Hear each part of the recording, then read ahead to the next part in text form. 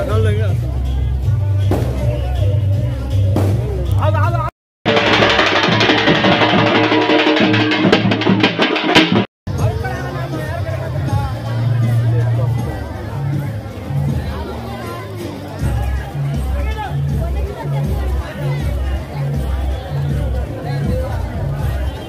రోజు ఇంత అపూర్వ స్వాగతం పలికిన రామన్నపాలెం ప్రజలకు, సోదర సోదరీమణులకి, తెలుగుదేశం నాయకులకు, బీజేపీ నాయకులకు, అదేవిధంగా జన సైనికులకు అందరికీ నా నమస్కారాలు తెలుపుకుంటున్నాను.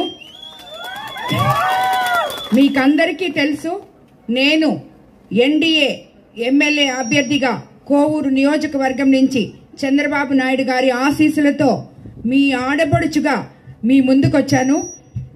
అదేవిధంగా ఎంపీగా వేమిరెడ్డి ప్రభాకర్ రెడ్డి గారు, నేను ఆయన గురించి మీకు పరిచయం చేయాల్సిన అవసరం లేదు, ఎందుకంటే ఆల్రెడీ మీ ఊర్లో వాటర్ ప్లాంట్ ఇచ్చున్నారు కాబట్టి మీ అందరికీ ఆయన పేరు సుపరిచితమే. ఆయన ఎంపీగా పోటీ చేస్తున్నారు కాబట్టి మీ అందరూ ఆలోచించి మీ అపూర్వమైన, మీ నమ్మకమైన ఓటుని మా ఇద్దరికి సైకిల్ గుర్తు మీద వేసి గెలిపించగలరని ప్రార్థిస్తున్నాను. మీకందరికీ తెలుసు, మనము తెలుగుదేశం ప్రభుత్వం అధికారంలోకి తెచ్చుకుంటే అది మీ ప్రభుత్వం, సామాన్యుల ప్రభుత్వం, ప్రజల ప్రభుత్వం. కాబట్టి మనము తెలుగుదేశం ప్రభుత్వం అధికారంలోకి వచ్చి చంద్రబాబు నాయుడు గారు ముఖ్యమంత్రి అయితే సమపాళల్లో సంక్షేమము ఒకవైపు, అభివృద్ధి ఒకవైపు, సమర్థవంతంగా ప్రజలకి ఇవ్వగల నాయకులు చంద్రబాబు నాయుడు గారు అని మీకు అందరికీ మరోసారి తెలియజేసుకుంటున్నాను.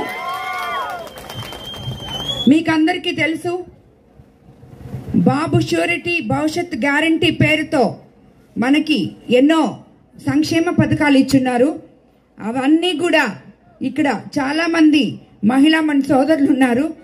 వాళ్ళందరికీ మీకందరికీ తెలుసమ్మా, మీరందరూ తెలుగుదేశం ప్రభుత్వం అధికారంలోకి వస్తే బస్సులో ఫ్రీగా ప్రయాణం చేయొచ్చు. అదేవిధంగా 18 ఏళ్లు నిండిన ప్రతి బిడ్డకి, ప్రతి స్త్రీకి 1500 రూపాయలు నెలకి ఇవ్వబోతున్నారు. ఇందాకే అన్న, గత 5 సంవత్సరాల్లో మీ గ్రామంలో ఇప్పుడే అన్న చెప్పారు, ఏ మాత్రం అభివృద్ధి జరగలేదని, ఒక్క రాయి కూడా పెట్టలేదని, ఒక్క రోడ్ గాని డ్రైనేజీలు గాని ఏవీ లేవని చెప్పి. కానీ మన ఎమ్మెల్యే గారు ఇక్కడ కమిషన్లు మాత్రం ఆల్రెడీ 16 లక్షలు తీసుకున్నట్టు ఆయనకి తెలియకుండా ఎంత తీసుకున్నారో మనకు తెలియదు. ఆ గ్రావెల్లో నుంచి ఆయన సంపాదించిన 1000 కోట్ల నుంచి 5% ప్రతి గ్రామంలో పెట్టుంటే, అంటే ప్రతి గ్రామంలో నాకు తెలీదు, వచ్చినప్పుడు ప్రతి గ్రామస్తులు చెప్తున్నారు మా గ్రామంలో ఇది చేస్తున్నారు అని.